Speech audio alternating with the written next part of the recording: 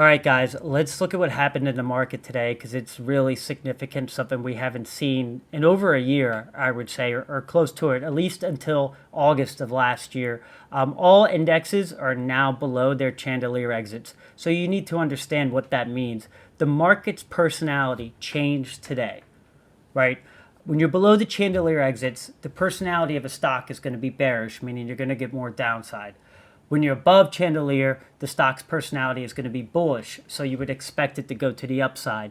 Whenever you're below chandelier exits, you don't want to be trying to call bottoms. You want to be actually shorting every rally that you get. So what happened today, though, we did close below chandelier exits for the second time. And then on Friday, we closed above it, but today we, again, reversed below it. So that's very significant. And then when you look at your parabolic SARs, those are also bearish, pointing to the downside as it's above price. Look at the weekly at what happened today for parabolic SARs. It reversed. That's really notable. And that also adds to downward pressure. So you got to think, you're below chandelier exits on all indexes.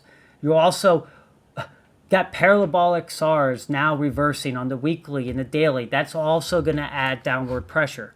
Then let's go to tab 3. Now this Keltner band, we've been outside of this pink lower band. We've closed below it 1, 2, 3, 4, 5, 6.5, kind of, closed right there, pretty close, but then came right back down. So about 7 times you've closed below Keltner. And then look at the momentum here, completely bearish to the downside. A lot of downward momentum with your ATR, your average true range, increasing. So that just shows you that momentum is building and we're starting to get some volatility. That's very obvious, right? Look at the volatility we've had the last couple of days.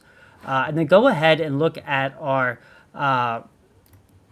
tab 2, which is our indicators for like momentum and supply and demand. So here we got our momentum indicator well below its pink line right here, which is going to be its 7 SMA, which is trending lower. I typically only like to buy stocks when it's trending above its pink SMA, right? So we're well below that now. There's no reason to be trying to call bottoms on stocks. And then look at the on-balance volume, how troubling this is. So we're below the 90 SMA here on balance volume, and we've been trending well below that.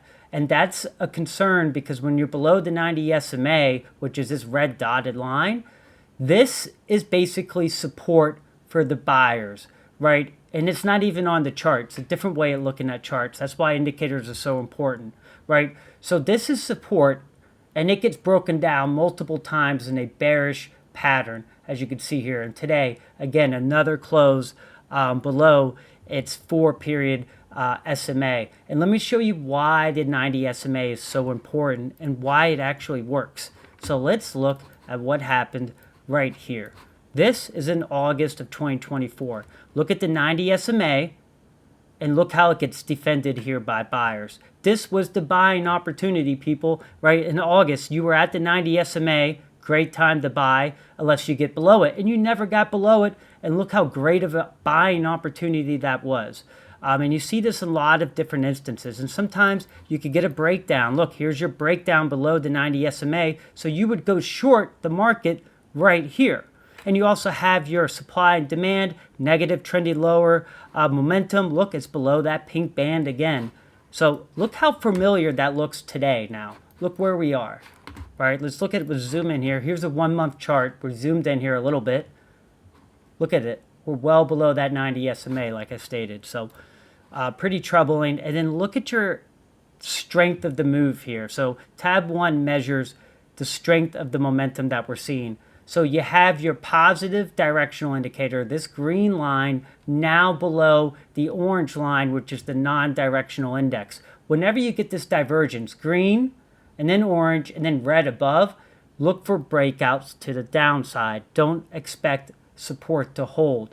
And then when you get negative volume index, this red line, below its 20 SMA.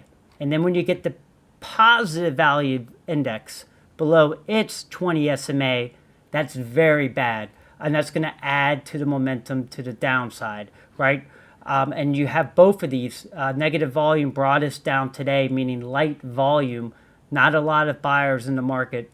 based off the action that we've seen today, and we're down 5%. So a lot more downside, at least in the SPY that I'm seeing. And today was a great day to start, selling your stocks and start to take an inverse position in the market, and then just wait to see what the market wants to do.